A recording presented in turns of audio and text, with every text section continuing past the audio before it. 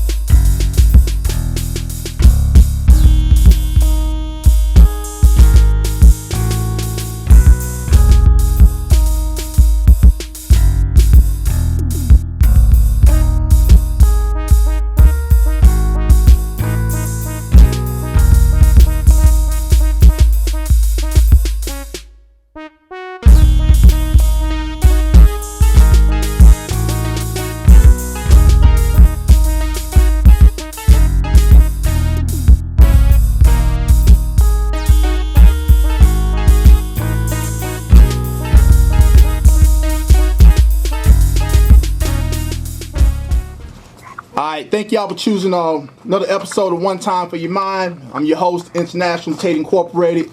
I have a very special guest on the day, man. One of my favorites. We talk all the time. My man Ziggy Earl, man. We're going to be talking about ley lines today and the negative and the positive energies, therefore. Ziggy, why don't you go ahead and say a little bit about yourself, man, and go into it. Yeah, my name is Ziggy. People know me as Zigzag Ziggy. I go by Ziggy for short. Originally from Columbia, South Carolina. I've been here in Spartanburg for 10 years. And, me and my guy, Tate, me and him like to discuss, esoteric ideas between each other and others that, have like minds, and see how far we can build on this and maybe help educate and help the awareness of other people who may not have, the education or the awareness of these things that goes on in the world today, being that this world is so caught up in this cycle where, it's pretty much programming people to be blind to what's really going on in the world. And today's topic, we're going to talk on ley lines, or ley lines, however you pronounce it. It's an esoteric idea, and it's also considered, it's placed under the subject of pseudoscience. There's one thing I must say, that there's a distinction between the ley lines that I'm pretty much going to talk about and true ley lines, which was discovered by or identified by Alfred Watkins. Alfred Watkins spoke on ley lines. I say about 1921.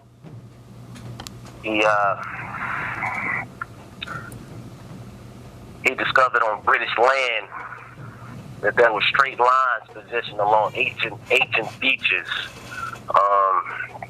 such as churches, trees, stones, monuments, and he basically wrote a book on it called The Old Straight Track, or The British Trackway. It was written in like 1922. It's written by him. It's called The Early British Trackway. For people out there listening, you can do your research on that. Read the book, buy it, and kind of do your own research inquiry on that. The kind of ley lines I want to discuss is earth energy ley lines, which are beings of energy that crisscross our landscape.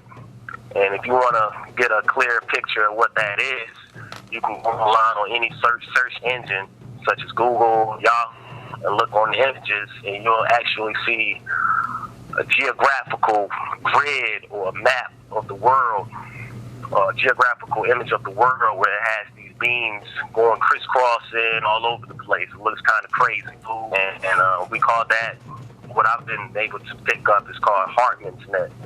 And you can look at those pictures and kind of get a clear picture of what we are talking about today. And these are fractures, these lead line beams are fractures or changes in the Earth's crust and are affected by the pull of gravity from the sun and moon. And it can be altered by the faults and release water within our Earth. I also want to state that it's not just by Alfred Watkins that this was discovered. This has been around since ancient days, since going back all the way back to the Egyptians and the Romans. And what's fascinating about them is that a lot of these major structures, these megaliths, these stones, these pyramids, they are aligned along these energy lines. And I think that we have, as people, is more of a connection with these lines than people think with us, as human beings. Hey, so Diggy, let me step in there real quick, and I'm just going to add a little piece to that. So basically, what he's talking about, as far as ley lines go, like a lot of your neighborhood projects and stuff like that, a lot of those are actually built on negative ley lines, and like he said, that's a spot in the earth where it's actually a negative spot where negative energy comes up. So these are common places where prisons and, like I said, neighborhood projects are built on because the energy is coming up. This is why you always hear about the fighting and all the negative things that occur, the shooting, the killings, etc. in these places, because those are done by design. Just to add real quick, and I'm gonna let you get back to what you were saying. Some of you here in America, a lot of your capital cities are built on these positive ley lines. So New Orleans is one of these places. Oklahoma City, Oklahoma, Memphis, Raleigh, the city of Atlanta, the District of Columbia. These places are built on positive ley lines.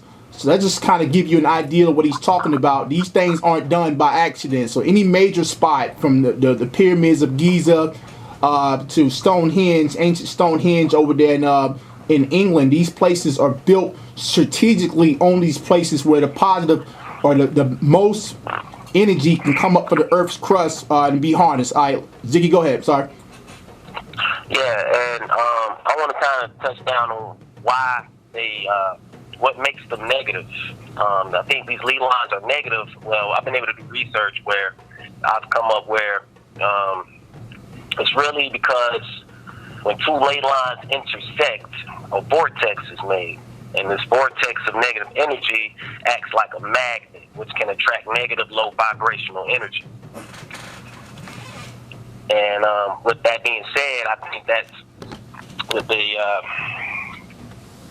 energy, this low vibrational energy is attracting the negative spirit within human beings, and it's causing malevolent activity.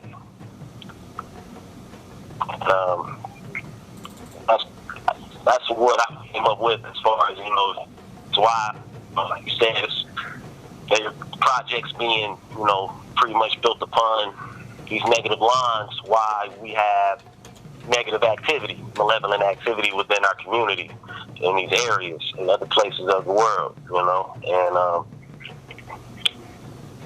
and if you look at it from a spiritual standpoint, if you are a believer, for those who are listening, if you're a believer in ghosts, hauntings, poltergeists, that also plays into that as well. These hauntings, I'm gonna kind of go over to a little something else real quick on why it might be negative.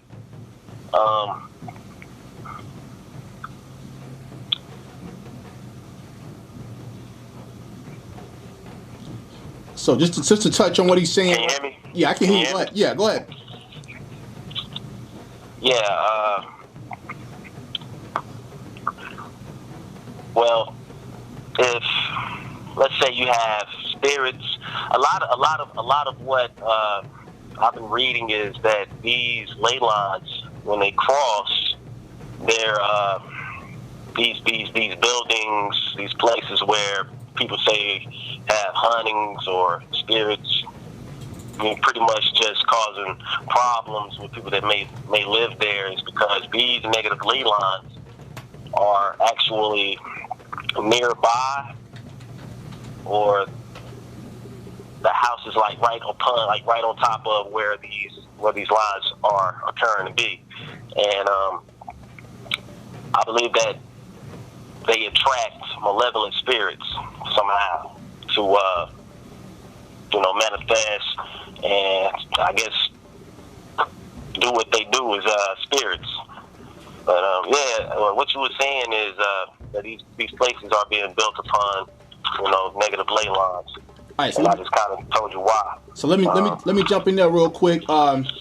There's not only places for the living. I've also done research myself and found out that some of these graveyards are actually built upon negative ley lines as well. So one of those places is the famous graveyard down in Louisiana, where there's seen these spirits walking.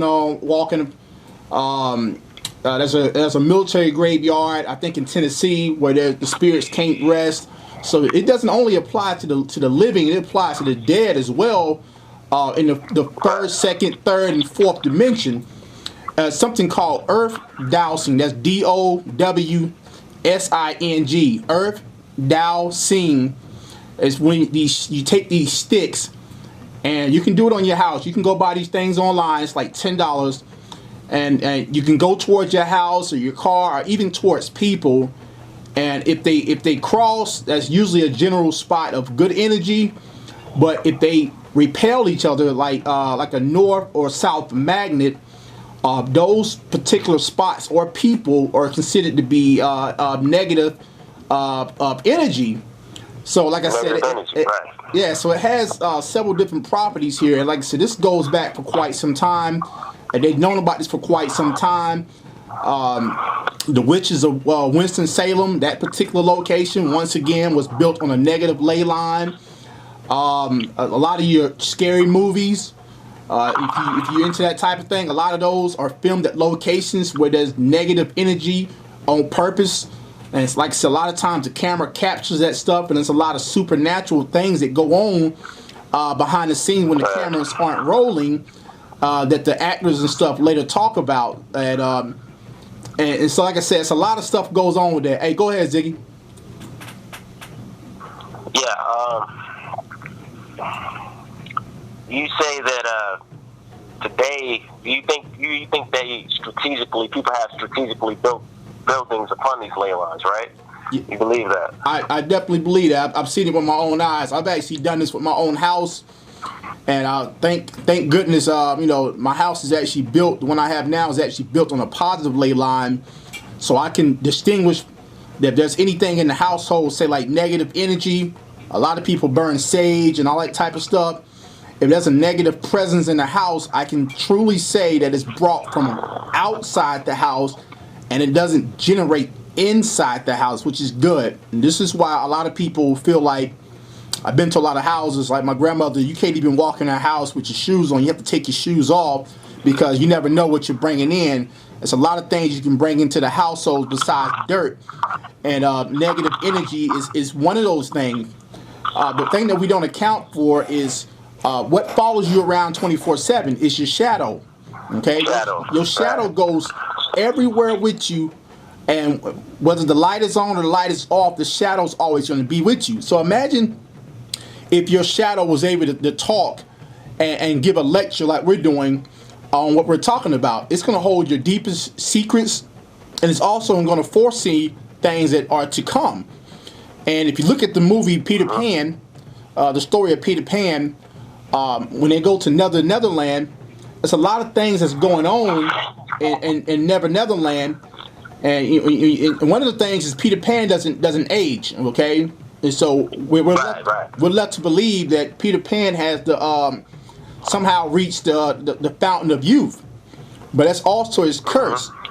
He's flying around, there's fairies going on, and we later find out that Peter Pan, you really can't even tell what gender Peter Pan is, whether he's male or female, and we'll go in that at a later date. But the most important thing that's going on in the whole movie, the whole story, is that his shadow is a separate entity from Peter Pan. And Peter Pan is actually able to summon the shadow to go and do things for him, physically, in a spiritual world, as well. So that's the thing that caught on to me. And I never recognized this entity being separate from him until I became older. And I've done research on these things. There's a dimension or people seeing shadow people and stuff like that. If we're in a three-dimensional world right now, and we have no knowing of the two-dimensional or the fourth dimension, and you're gonna go about your everyday life. But the moment something falls into your dimension, you're gonna notice it's different. And a lot of people call these aliens or ETs, etc., etc. So imagine if you're a fish and you've never seen a person fall into your world, and all of a sudden, out of nowhere, a person falls into what we call water, but you don't know it's water. It's going to be odd to you, okay? It's only if the animal or the insect has stepped outside of that, say a dolphin. A dolphin can't speak what we speak, but somehow if a baby falls off a boat, the dolphin knows that it can't swim and it doesn't belong there, and the dolphin goes around the baby, human baby, and even protects it from sharks and other stuff. How does that dolphin know there? So we have to reevaluate what we even consider to be intelligent. We're not the only intelligent creatures here. Man is only... We are not. I'm a firm believer that we are not. Man has only existed here on Earth for quite some time, but animals has been there before us. They're saying that even the octopus and the squid outside of the dolphin, several different animals from the water itself that are considered to be highly intelligent. They just don't speak what we speak. But what if they've actually conquered what we call intelligent, and they're speaking in a high pitched click or something like that that's beyond our reasoning? What if there's telekinesis going on? What if they conquered this stuff?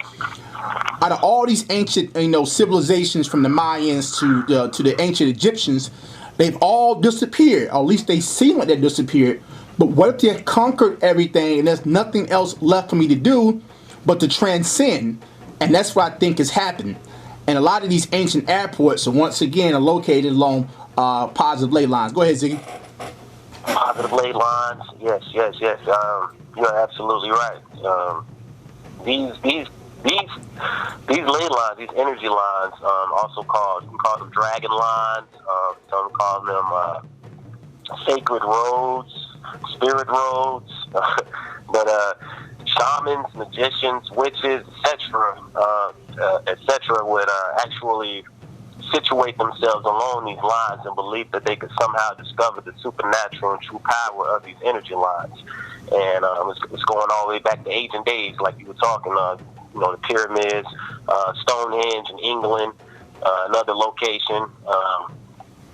These groups of people would actually align themselves along these energy lines in the hopes of being able to use the electromagnetic forces to do good or evil. And I think that magic, or that knowledge, it's here. People have actually confiscated this knowledge and kept it secret, and they just utilize it in secret without our knowing to do, I guess, what you would say, magic.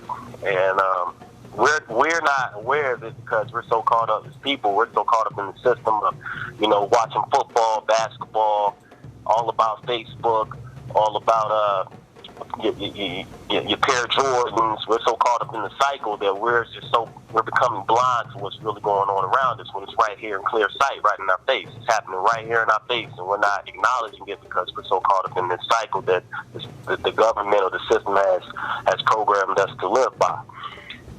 And it's right here in clear sight, right, so right in our face. Ziggy, let me ask you a question real quick. All right, so when you say witches, I want to be clear here. Is it the traditional witches flying around on brooms? What makes somebody? How can we spot a witch out? Are we looking for people flying on brooms with hats on and boiling stuff in a pot? What is a witch in your definition? Well, to me, witch. The word witch. If you go into the religion of Wicca, some people get the two confused between, like, let's say Satanism and Wicca. To me, Wicca and Satanism are two different things. Some people don't know the difference between the two. Wicca, or witches, to me, are a people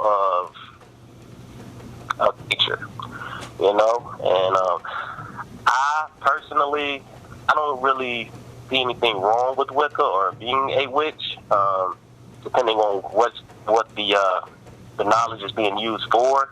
You have, like you say, you got your black hat, you got your gray hat, you have your white hat witch, and these different types use the magic to perform different things, for whatever, like a different reason behind performing these arts. But witch to me can be your guy dressed around in a suit, or a woman walking around in a nice outfit with a regular shirt, dress shirt, slacks, and some dress shoes. So you saying clothing to me doesn't really define a witch. It's what that person does. So a witch flying around on a broom, modern day witches flying around on a broom. You really won't see that. That's considered fiction. It's just an art or a dharma that people use that matches their personality. Okay. So basically what you're saying, a preacher can be a witch, or your teacher or a judge can be a witch, your child can be a witch? Most certainly. So basically what you say is basically about how they conduct themselves, or what they're involved in, their relations that makes them, quote unquote, be classified as a witch. And it's not only just black magic. There's something out there called white magic as well that you don't really hear a whole bunch of. Particularly the black magic is thrown out there, but in order for that to exist, as above, so below, there has to be an opposite opposing force. Real quick before we wrap this thing up, if you can't afford to go online to buy the ley line tools, you can actually take a metal coat hanger. These things also work, and you can cut it in two spots, and those would act as the same thing as using the ley line tool, and somehow it works, and you can actually, like I said, put them together, or if they cross or whatever. That's a positive spot. If they repel, there's a negative spot. I want to thank our guests for coming on the show today, the podcast. Ziggy Earl, once again, it is a pleasure. I want y'all to catch us next week as we bring you some of the best of the best. And as always, one time for your mind. Thank you for your time.